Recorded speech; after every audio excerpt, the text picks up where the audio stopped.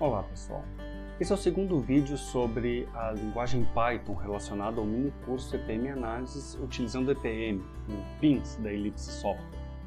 Nesse vídeo vamos iniciar direto na parte prática, vendo alguns dos comandos básicos, tipos de dados e um pouco também sobre estruturas de controle. Aqui, estruturas de controle no contexto de programação, ok?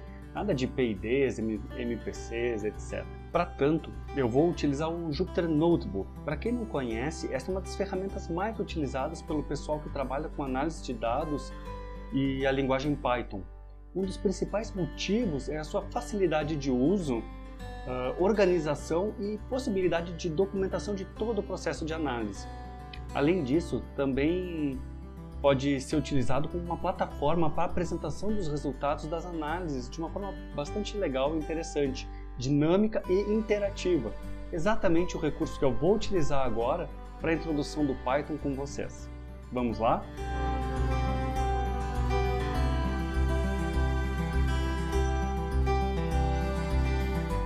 Bom, vamos lá então para o nosso slide 18/2, onde nós paramos no vídeo anterior na linha do mini curso. Vocês têm então aqui, como eu havia comentado, o link já do Jupyter Notebook, desses exemplos já renderizados em HTML, uma versão flat. Vocês vão ver o que eu estou querendo dizer com versão flat, são células. Nós temos também o Jupyter Notebook, este mesmo, também renderizado, só que aqui na forma de apresentação de slides. E o terceiro é exatamente esse que eu vou utilizar. É na forma de apresentação de slides, porém eu vou executar dentro do slide. Isso aí. Não é um slide simples. Eu vou executar os comandos do Jupyter Notebook passo a passo aqui com vocês e discutir e falar sobre a linguagem Python. É um recurso super legal. Para isso eu já subi o Jupyter Notebook aqui na minha máquina, o servidor dele, e informando qual é o diretório onde se encontram estes arquivos. Então vamos lá. A hora que eu clico aqui no link, ele já abre aqui no formato flat. Esse é o formato flat que eu comentei com vocês. Esses temas e cores, se vocês acharam legal e interessante como fazer, coloquem aí nos comentários pedindo, Maurício, faz um making off de como fazer apresentações de slides usando o Jupyter Notebook. Aí, dependendo do número de pessoas solicitando, de repente eu faço esse vídeo aí. Mas vamos lá, vamos para a apresentação de slide. Alt R, ele entra no modo de apresentação de slides. Python primeiros passos. Barra de espaço, eu passo o slide. Operações elementares. Então vamos lá. Aqui nós já vamos aprender diversas coisas ao mesmo tempo, tá? Operações elementares é 2 mais 3 menos 1. Ele faz essa continha aqui para nós. E eu já estou mostrando para vocês aqui o comando print. Ele vai imprimir este resultado na tela. Na linha a seguir, ele vai fazer estas operações. 5 vezes 5 dividido por 2. E aqui, se eu estivesse utilizando o Python 2.7, por exemplo, isso aqui ia ser uma divisão inteira. E aí, no 2.7, se eu quisesse que ele retornasse um valor de ponto flutuante, eu teria que fazer 2.0. Para o Python 3 em diante, isso já não precisa mais. Tanto esta quanto essa vão dar o mesmo resultado no Python 3. Como eu estou usando o Python 3 aqui, vai ser a mesma coisa, bem tranquilo. Na linha a seguir, nós temos uma das primeiras dificuldades que eu encontrei, porque eu sempre trabalhei muito na minha vida, no passado, antes de conhecer o Python, com Scilab, MATLAB e outras ferramentas do gênero. Lá o símbolo de potência é o circunflexo, aqui é o vezes. Sabendo que é só trocar um pelo outro, bem tranquilo. Inclusive eu já coloquei essa observação aqui. Notem que o comentário é esse símbolozinho aqui, o sustenido, o pessoal também chama de tralha, alguns mais modernamente chamam de hashtag, o que eu discordo um pouco, mas enfim, cada um dê o nome que quiser para esse joguinho da velha. E aqui embaixo eu já estou fazendo uma operação booleana, true vezes false, qual é o resultado dessa operação. Como é que eu executo no Jupyter Notebook? Shift Enter. Ele já executa. 2 mais 3, 5, menos 1, 4. 5 vezes 5, 25, dividido por 2, 12,5. Notem que as duas deram o mesmo resultado. Por quê? Porque eu estou utilizando Python 3. 3 ao quadrado, 9. Verdadeiro vezes falso, falso, 0. Ok? Vamos para o próximo slide. Então esse é o bem básico. Agora vamos ver um pouco das atribuições de valores. Como é que eu atribuo um valor a uma variável? Extremamente simples. A igual a PI. Aqui ela já é uma variável do tipo string. Eu posso usar para strings tanto aspas simples como aspas duplas. E se eu fizer A mais B, eu estou somando duas strings. E aqui vamos imprimir o resultado. P e D. Simples assim. Ok, vamos para o próximo. Estruturas de dados do tipo lista. Esta é muito utilizada. As listas em Python são informações colocadas dentro de colchetes e separados por vírgula. As listas podem conter tipos diferentes dentro delas. Eu tenho aqui um inteiro, uma string, um número de ponto flutuante e outro inteiro. Eu já coloco um exemplo com o type, que informa qual é o tipo daquela variável. E aqui nós vamos ver uma outra coisa, que é como acessar os elementos de uma lista. Então, para acessar um elemento, eu coloco colchetes e o índice da posição desse elemento dentro da lista. Assim como no C++ e no C, estes índices iniciam sempre em 0 e não em 1. Ok? Prestem atenção em relação a isso. Então, imprima qual é o tipo do elemento na posição 0. 23. Ele é um tipo inteiro. Mesma coisa para cada posição 1, que é um string, e ali da 2, que é um float. Então, se eu der Shift Enter, tá lá. É do tipo inteiro, string e float. Ok? Não se preocupem com esse class aqui, que nós vamos ver logo adiante um pouquinho sobre orientação a objeto e as classes em Python. Mas, basicamente, tudo em Python, mesmo os tipos primitivos, também são classes. Vamos lá. Estrutura de dados do tipo tupla. Em geral, ela não é muito utilizada, mas é interessante vocês saberem como funciona. Então, a tupla, diferentemente de uma lista, ela é colocada entre parênteses e não entre colchetes. E outra coisa que é interessante, essa tupla tem 1, 2, 3, 4 elementos. Então, ele sempre vai guardar estes 4 elementos, como se fosse um par-ordenado XY. E essa vai ser uma estrutura fixa dela. Para imprimir, agora vamos ver uma outra coisa bem legal aqui, que é o comando format. Format ele é um método da string. Então, aqui eu tenho uma string que eu quero imprimir, e eu coloquei aqui um abre e fecha chaves, que ele vai pegar tudo que eu botar em format aqui na ordem e vai mostrar. Lembrando aqui que eu estou colocando o e, que é essa variável que eu atribuí o valor aqui em cima, na posição 2, 0, 1, 2. Então ele vai imprimir aqui, neste lugarzinho aqui depois dos 2 pontos, o número 23.1234. Aqui assim, o valor na terceira posição, que é o mesmo valorzinho aquele, só que agora eu estou formatando ele com 2 casas decimais. Então quando eu quiser imprimir um resultado só mostrando 2 casas, eu posso utilizar isso daqui. E na posição 1, a segundo valor que eu vou botar aqui no format, ele está usando 3 casas decimais. Ok? Quem é a posição 0 é o format primeiro elemento. Quem é a posição 1 é o format segundo elemento. Vamos lá, Shift Enter. Está lá. Então o número 23.1234, 23.12 mostrando só 2 casas, e o último elemento, 24.123, mostrando 3 casas decimais. São exemplos bem básicos e está aqui à disposição de vocês para consultas e referências rápidas quando vocês tiverem dúvida de como trabalhar com listas, como fazer print, como formatar os números na hora de apresentar na tela. Vamos lá. Estruturas de dados tipo dicionário. Essa estrutura ela é bastante utilizada, nós vamos ver principalmente na EPM Web API, nós vamos utilizar muito essa estrutura de dados. Basicamente, ela é uma estrutura do tipo chave-valor. E ela é colocada entre chaves. E aqui no caso eu tenho uma string que se chama CDEF com o valor 23. Uma outra string que se chama ABCD, valor 31. E outra string BCDE com o valor 32. Na hora de imprimir, como é que eu vou fazer? Chaves, e aqui eu estou imprimindo então da minha variável f só as chaves, keys.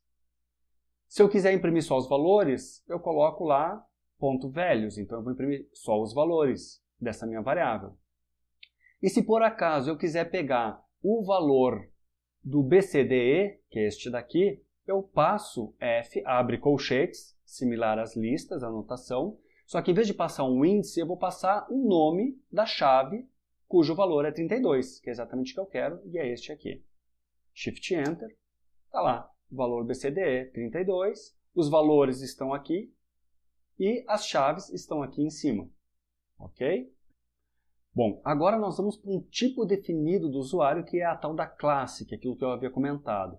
Então, para quem nunca ouviu falar de orientação a objeto em programação, basicamente isso aqui é um tipo, assim como aquele tipo inteiro, float, string, só que esse tipo é definido pelo usuário. Eu posso criar um tipo. E esse tipo é um tipo bastante rico. Ele pode não só ter atributos, números, informações e valores, mas ele também pode ter métodos. Método é uma função que vai executar alguma tarefa. É amplamente utilizado essas classes dentro da EPM Web API, que nós vamos ver diversos exemplos mais adiante. Então, para vocês saberem aquilo que vocês vão estar usando posteriormente, são classes definidas em linguagem Python. Vamos ver aqui um exemplo de uma classe. Como é que eu defino uma classe? Como é que eu crio uma classe no meu ambiente de trabalho Python? Eu uso essa palavrinha reservada class e digo o nome da minha classe, quadrado, e coloco 2 pontos. E aí eu descrevo a minha classe. Notem uma coisa aqui já.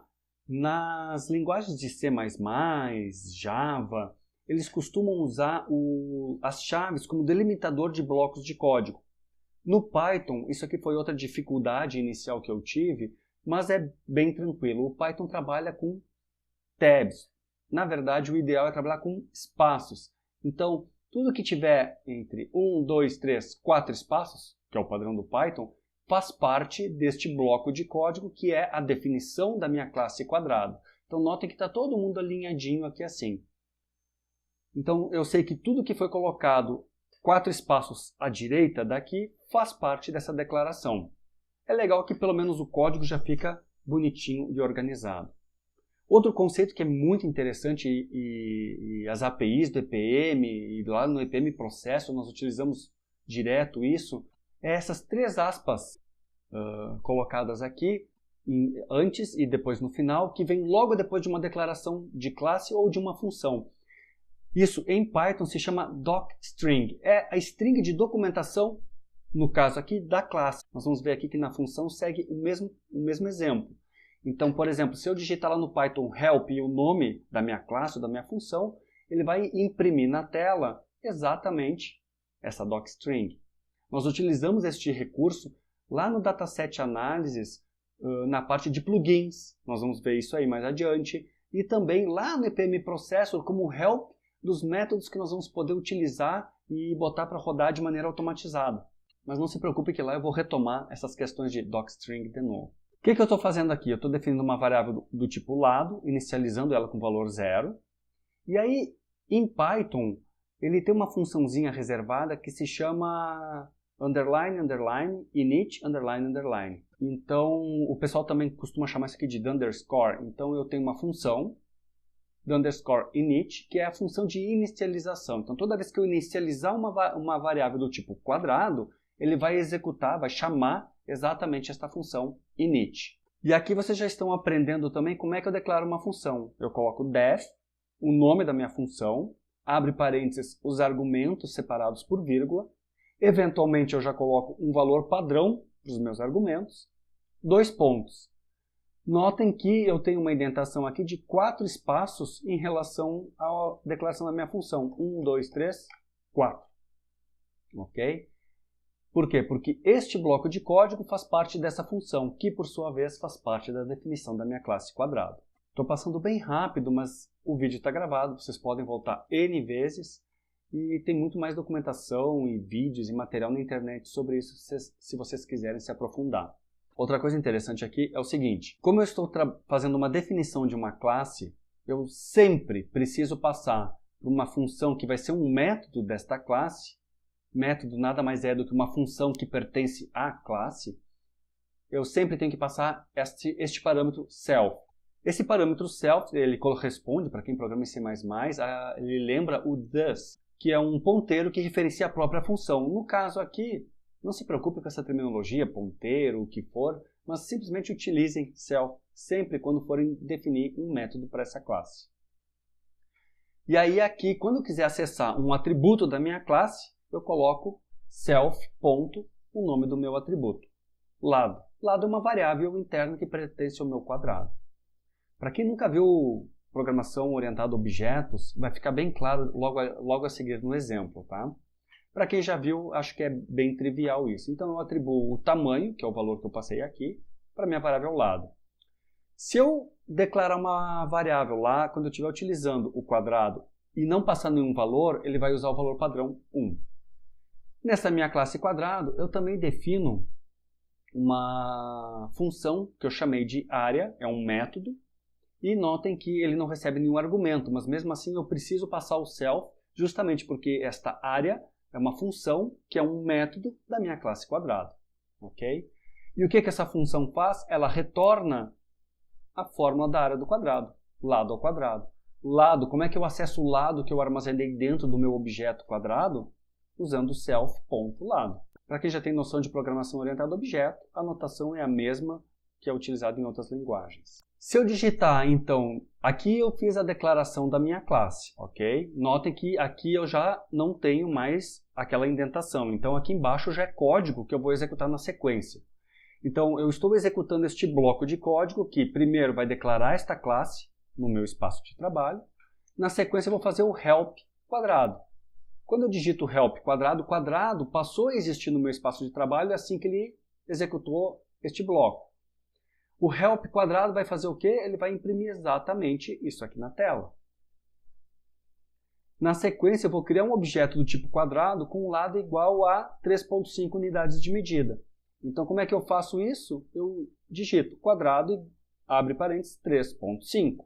Ele vai atribuir este valor 3,5 àquela minha variável do meu objeto quadrado que se chama lado, que eu acesso usando self. E depois eu simplesmente imprimo aqui a área do quadrado, como minha variável g.área, que é exatamente este meu método aqui. Então, quando eu quiser acessar atributos e métodos de um objeto criado por mim, no caso quadrado, é só usar o ponto área. Se eu quisesse ver o lado, eu colocaria ponto lado. Bem tranquilo, né? Ó, Shift Enter. Aqui então ele imprimiu o help, e aí ele botou exatamente aqui a docstring e a área do quadrado, que é esse print aqui, 12,5. Ok? Talvez vocês não venham a criar classes em Python, eventualmente, nas análises de vocês, mas a maioria das APIs utiliza exatamente este recurso. E para vocês trabalharem com ele da melhor forma possível, é importante que vocês saibam como é que eu acesso um método da minha classe, como é que eu acesso os seus atributos, como é que eu vejo o help dela, ok? Vamos lá, tipo datetime. Em geral, nos cursos de Python, as pessoas nem chegam a falar de datetime, mas para nós que vamos trabalhar com análise de dados de processo, séries temporais, esse tipo é fundamental. Bom, o datetime, quando eu rodo o console Python, ele não está disponível direto no meu ambiente de trabalho, mas ele é uma biblioteca já built-in que vem junto com o Python e eu faço o import dela usando o comando import e é só fazer import datetime. Eu não preciso instalar o módulo datetime no Python, ele já vem com Python. Quando eu faço o import do datetime, essa biblioteca, eu tenho dentro dela um monte de classes que eu vou poder utilizar, porque é uma biblioteca bastante grande. Uma dessas classes que está definida dentro dessa biblioteca se chama exatamente datetime, tem o mesmo nome. E classe nós já vimos anteriormente o que é. Então, para eu poder utilizar essa classe datetime do módulo datetime que eu importei, eu preciso botar datetime, do namespace datetime, ponto, o nome da minha classe. Essa classe recebe como argumentos o ano, o mês, o dia, a hora, minuto, segundo, milissegundo. Como eu não passei nada além do dia, ele coloca tudo zero para hora, minuto, segundo, milissegundo. Então aqui eu estou criando uma variável do tipo datetime do dia 1º de maio de 2016. Aqui eu estou criando uma outra variável do tipo datetime e a minha classe datetime tem um método que se chama today. Então aqui eu estou pegando exatamente a data hora de agora e armazenando aqui. E uma outra operação que é bem interessante é o delta entre data horas. Então, o delta, se eu fizer today menos este 1º de maio de 2016, ele vai me dar este delta de tempo. E esse delta ele não é um objeto do tipo datetime, ele é um objeto do tipo time delta. Essa biblioteca é uma biblioteca bastante poderosa para a gente poder trabalhar com séries temporais. E aqui então eu imprimo a saída já formatada do jeito que eu quero, né? No dia, mês e ano, hora, minuto e segundo. Do today, agora. E também vou colocar aqui agora, o today, menos aquele primeiro, igual ao resultado, o delta. Então notem que eu coloco posição 0 é o argumento 0, posição 1 é o argumento 1, posição 2 é o terceiro argumento, que é o delta, que eu calculei aqui. Shift Enter. Então, ó, formatando a saída numa forma bonitinha para nós brasileiros, 17 de junho de 2020, às 11h25, exatamente agora, quando eu estou gravando esse vídeo. A diferença de agora com 1º de maio de 2016 à meia-noite é exatamente este resultado aqui. 1.508 dias e 11 horas, 25 minutos, 26 segundos. Ok? Nós vamos utilizar bastante essa biblioteca, vocês vão encher o saco de tanto trabalhar com ela, vocês vão acabar decorando e aprendendo tudo isso, vai ficar bem tranquilo nos exercícios mais adiante. Estruturas de controle. Bom, nós já vimos os tipos de dados básicos que nós vamos acabar utilizando, seja diretamente nas nossas análises, ou indiretamente através de alguma API, principalmente dessas classes que nós vimos ali. As estruturas de controle é que vão permitir com que nós definamos qual vai ser o fluxo de processamento das nossas análises. Então, a primeira, mais simples e básica, é o if, o elif e o else. Executar um determinado processamento caso seja verificada uma determinada condição. Então, aqui eu já estou usando o comando input. Esse input eu vou pedir que o usuário digite um valor entre 0 e 5. 0 inclusive, 5 exclusive. Vou transformar em inteiro o valor, caso a criatura digite um 6.7, alguma coisa assim. Então eu faço um cast para inteiro e armazeno essa minha variável. E eu verifico, se essa minha variável é menor que 0, notem aqui de novo aquela questão. O meu bloco condicional, eu não preciso colocar parênteses aqui, ele inicia logo após os 2 pontos e ele tem o 1, 2, 3, 4 espaços. Então, tudo que tiver 4 espaços indentado a partir da minha declaração do if, que termina aqui nos 2 pontos, é o que ele vai processar. E aqui tem uma outra coisa legal, que a partir do Python 3 também já passa a estar disponível, que é a tal da fstring. Não se preocupem, isso é meio mágico mesmo no Python, no caso de eu colocar um f aqui na frente da minha string. Esse fstring ele faz com que eu não precise utilizar aquele format que eu utilizei nos exemplos anteriores. Eu posso, por exemplo, botar direto aqui na string que eu quero imprimir a variável, o a. E aí ele vai interpretar que esse a não é uma string para imprimir, e sim o valor da variável a, colocando ela entre chaves. Okay? É uma notação da fstring que tem a partir do Python 3. Olha só que legal isso aqui vai ficar. Fica bem mais fácil e simples de utilizar, né? Fica menos verboso do que o format. Então, se a variável IA for menor que 0, ele vai imprimir um número que a pessoa digitou, é menor que 0. Elif, então, se não for aquela condição anterior, verifica se esta condição vai ser satisfeita. Note aqui que eu já estou utilizando o AND. Então, diferentemente de algumas linguagens que a gente usa o símbolo E comercial ou 2 E's comerciais, aqui eu uso literalmente AND, assim como OR. Eu simplesmente escrevo OR. Então aqui eu verifico se a minha variável é maior ou igual a 0 e menor do que 5. Intervalo aberto aqui assim, ok? O resultado ele vai imprimir aqui. Caso contrário, não for nenhuma dessas duas e for essa daqui se verificar, ou seja, exatamente igual a 5, eu vou dizer, ó, atenção, intervalo aberto em 5. E se não for nenhuma dessas condições satisfeitas, ele vai dizer, ó, o número A é maior do que 5. Ok? Então vamos executar aqui. Ó, o input, ele pediu para eu digitar um número aqui. Então eu vou digitar aqui o número 3 e Enter. O número 3 pertence ao intervalo. Uma das coisas que é bastante comum nas análises é nós precisarmos executar algum procedimento diversas vezes, de maneira iterativa. Cálculo numérico, para quem lembrar, tem muito disso. E para isso nós temos o comando for.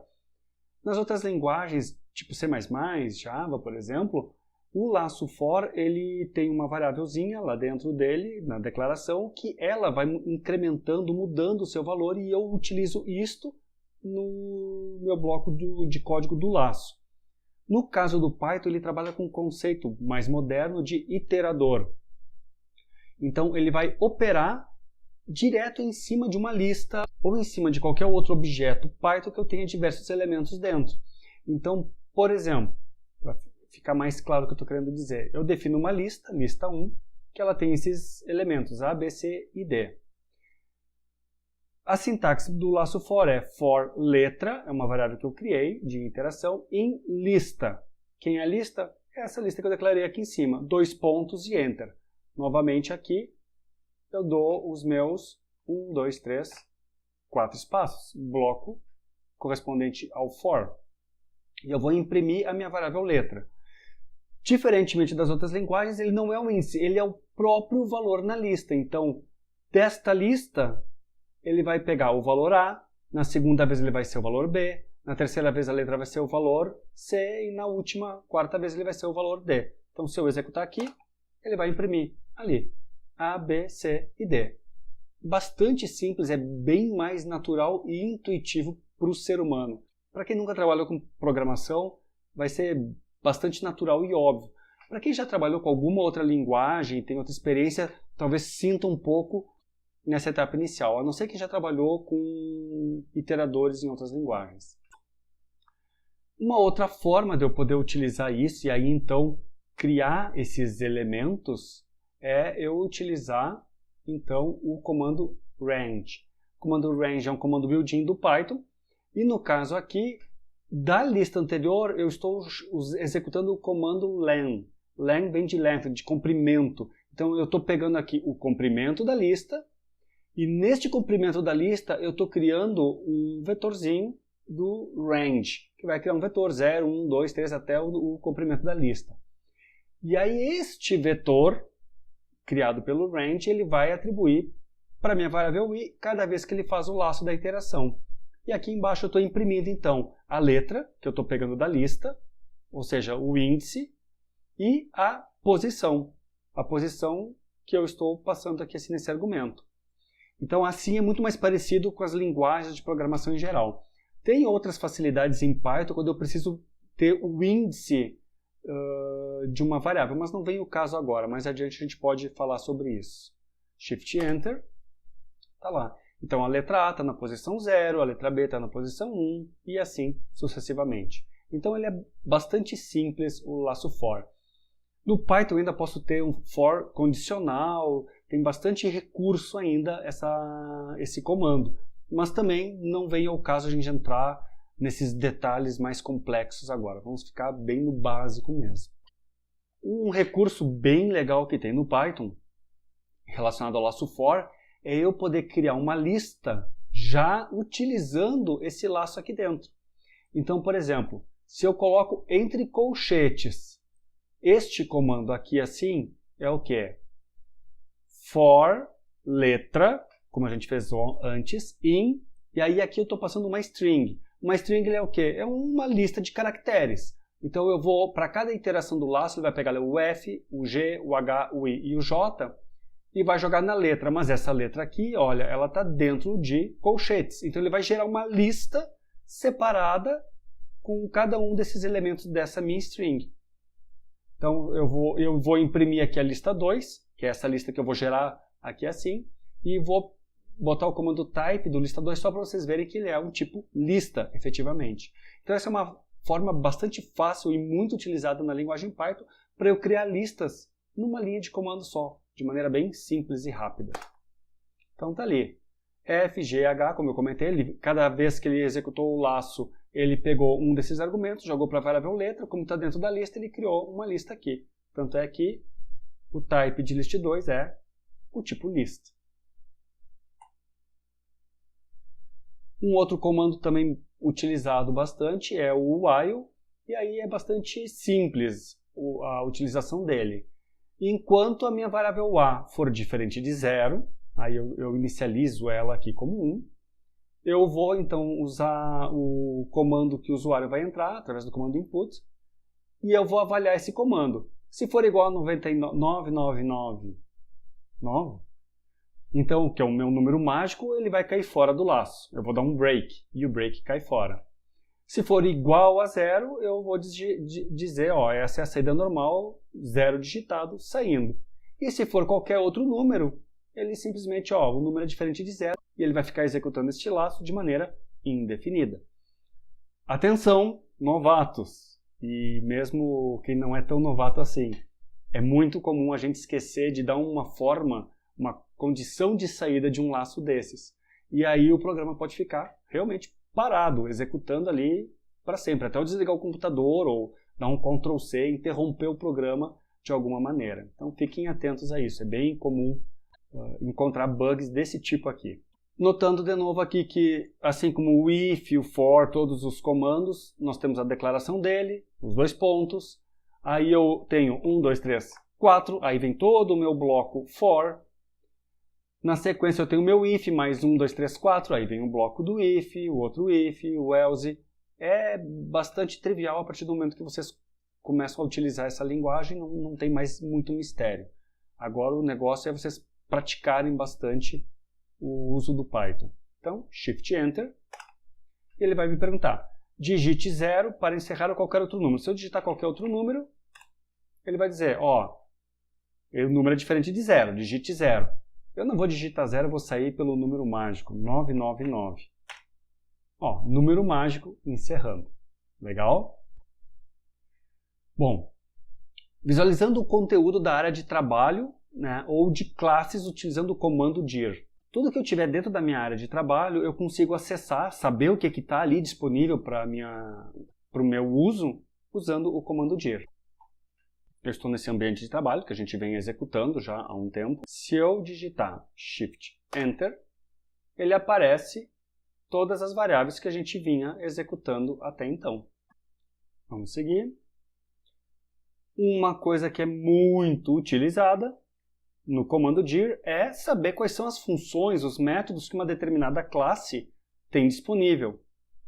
Então, ou a gente busca na documentação essas informações, documentação de uma API, como tem na EPM Web API, lá no GitHub da Ellipse Software, ou no caso aqui, por exemplo, do quadrado, que é exatamente aquela classe que nós havíamos criado anteriormente. Se eu disser dir quadrado e der Enter, Shift Enter, ele vai me mostrar o que eu tenho lá dentro, a área do quadrado e o lado do quadrado, o atributo e o método do meu objeto do tipo quadrado, além de um monte de outras coisas, como a função do underscore init, que nós tínhamos visto, e outras, como a doc, underscore doc, e várias outras que são específicas das classes em Python. Então aqui vamos lá para a parte de carregando módulos. Nós já vimos lá no início, quando a gente começou a falar de Python, como carregar o módulo. Nosso primeiro módulo foi o import Z3, lembram? Zen do Python. Lá a gente colocou import e o nome do módulo. Para utilizar, nós colocamos o nome do módulo, para definir o namespace, da onde estão as nossas funções e classes, ponto, a nossa função ou classe pertencente àquele módulo. Essa é a forma mais padrão de utilizar. Porém, eu posso dar um apelido. Imagine que eu tenho um nome de módulo bastante grande. Então é muito comum as pessoas definirem um apelido utilizando o comando as. Então eu posso botar aqui import, nome do módulo, as, um apelido para ele. Este apelido que eu dei aqui neste exemplo, em vez de eu precisar digitar o nome do módulo, como eu dei um apelido, eu vou colocar o apelido, ponto, função. A maioria dos casos em Python a gente acaba utilizando desta forma, usando o apelido. Por exemplo, NumPy, um módulo da NumPy que nós falamos anteriormente, o apelido é NP. Pode usar o apelido que vocês quiserem, podem dar o apelido que vocês quiserem. NP é bastante utilizado pela comunidade Python, principalmente de análise. Se vocês desenvolverem algum código, colocarem no GitHub e forem compartilhar, as pessoas já sabem que aquela função pertence ao NumPy, ao módulo NumPy, que NP é o NumPy. Se vocês inventaram de vocês, é provável que vocês recebam um xingão de alguém dizendo: puxa, segue o padrão, fica mais fácil. É um padrão, é mais uma convenção do que um padrão rigoroso definido, ok? Ou a outra forma de importar, não recomendo em absoluto, é esta daqui. Se eu botar aqui assim, from, nome do módulo, import asterisco. Sim, o que vocês devem imaginar que o asterisco é o caractere coringa e ele vai importar tudo. Tudo o quê? Tudo que tem dentro daquele módulo. E aí eu posso digitar direto ali função. Pessoal da engenharia, eu sei que vai ficar muito tentado a fazer isso. Mas para evitar problemas de conflitos de nomes duplicados, utilizem o namespace e o apelido pode ser bem curtinho. Vão por mim. Usem sempre que possível o namespace. Alguns módulos são extremamente grandes, como por exemplo a Matplotlib. Ela tem vários submódulos, a organização de diretórios delas, e quem tiver interesse pode pesquisar depois como se organizam os módulos em Python. A Matplotlib ela tem vários submódulos como se fossem uma árvore de diretórios. E se eu quiser usar apenas um submódulo lá da Matplotlib, por exemplo, eu posso usar este último comando, e é bastante comum isso. É usar from, nome do módulo, import, nome do submódulo que eu quero utilizar. E aí, a função correspondente ao submódulo que eu quiser utilizar, eu tenho que botar o namespace do submódulo, que é aquele que eu importei. Nome do submódulo, ponto, a função. A Matplotlib é bastante comum nós utilizarmos isso, por conta do PyPlot, que é uma das ferramentas que nós mais utilizamos para fazer gráficos em análise de dados de processo. Então é muito comum eu botar lá, from Matplotlib, import o PyPlot as PLT. Ou seja, além de importar o submódulo, eu posso dar um apelido para esse submódulo que vai facilitar bastante a nossa vida. Aqui tem um exemplo bastante simples, que é o import numpy as np, como eu havia comentado, e import matplotlib.pyplot as plt. Aqui no caso do Jupyter Notebook, ele tem um comando mágico que é o percentil matplotlib inline, que significa que quando eu executar alguma plot aqui para gerar algum gráfico, ele automaticamente vai mostrar este plot aqui assim na tela. Nós vamos tratar mais sobre a Matplotlib mais adiante. Por hora é suficiente saber que esse Matplotlib inline é só uma palavra mágica do Jupyter Notebook para plotar nesse próprio espaço aqui do Jupyter. Então vamos executar essa célula, Shift Enter. Ele importou o NumPy, importou a PyPlot. Eu já usei aquele comando mágico para ele fazer o gráfico aqui mesmo nesse espaço. E aqui vem o exemplo da parábola. Eu dei o apelido PLT para minha PyPlot. Eu posso definir um estilo para ela, tem vários estilos pré-definidos. Se vocês quiserem, vocês podem criar os estilos de vocês. Eu estou usando o estilo ggplot, que eu acho mais bonito que o estilo padrão da Matplotlib. Eu estou usando o método arrange, é parecido com o range, porém ele é do NumPy, para criar um array, um range de array, da NumPy, e aqui ele vai criar um vetor de -10 a 10. Então a função arrange ele é inclusive o primeiro e exclusive o último. E aí aqui eu faço o quê? Eu faço o cálculo da minha parábola. X ao quadrado, que é esse vetor, menos 5 vezes x, mais 6. E aqui no caso do Python, como x é um vetor, ele vai avaliar elemento a elemento, ele não vai fazer um vetor ao quadrado. Ele é inteligente o suficiente para tratar isso aqui como um vetor elemento a elemento. E aí eu faço o plot do x e do y. Eu também posso definir os limites do meu plot. Eu posso também utilizar a função polynomial da classe polynomial do próprio NumPy para tentar criar um polinômio a partir desses parâmetros aqui que eu passei. E aí aqui eu estou pedindo para calcular o lugar das raízes. No caso aqui eu estou pedindo para calcular as raízes desse meu polinômio através do método roots, desse polinômio que eu criei na linha de cima. Esse polinômio é exatamente essa minha parábola aqui, x² menos 5x mais 6. Então, Shift Enter. Está ali as minhas raízes 2 e 3, e aqui é o meu gráfico utilizando o PyPlot da Matplotlib, com o estilo ggplot. Nós vamos fazer bastante exemplos, aumentar o tamanho do gráfico, mexer em legenda, colocar anotações. Não se preocupe que isso aí vai ficar bem tranquilo depois com a prática, ok? E era isso, pessoal. Fim dos exemplos. Vamos lá para o final. Então, pessoal, eu sei que foi bastante longo estes exemplos aí, mas a ideia é que ele fique como um guia único de referência básica de Python. Então, aqui na descrição eu tenho todos os itens. O comando for, o comando if, sobre listas, dicionários. Então, vocês podem direto, clica ali e ele vai pular para aquela parte do vídeo de interesse de vocês. Ok? Neste vídeo apresentamos uma breve introdução à linguagem Python. Recomendo que baixem lá no GitHub esta apresentação e executem aí na casa de vocês estes mesmos arquivos. Eles estão no folder JupyterNB. O link está aqui embaixo na descrição. No próximo vídeo veremos algumas das ferramentas mais utilizadas para as análises e retomaremos algumas das questões sobre os módulos Python, pois é exatamente isso que vamos precisar mais adiante para facilitar a nossa vida de analistas. Nós vamos criar os nossos próprios módulos para uso no nosso dia a dia, inclusive nos ambientes integrados à linguagem Python que o EPM oferece. Mas isso aí é uma outra história. Um abração e até a próxima!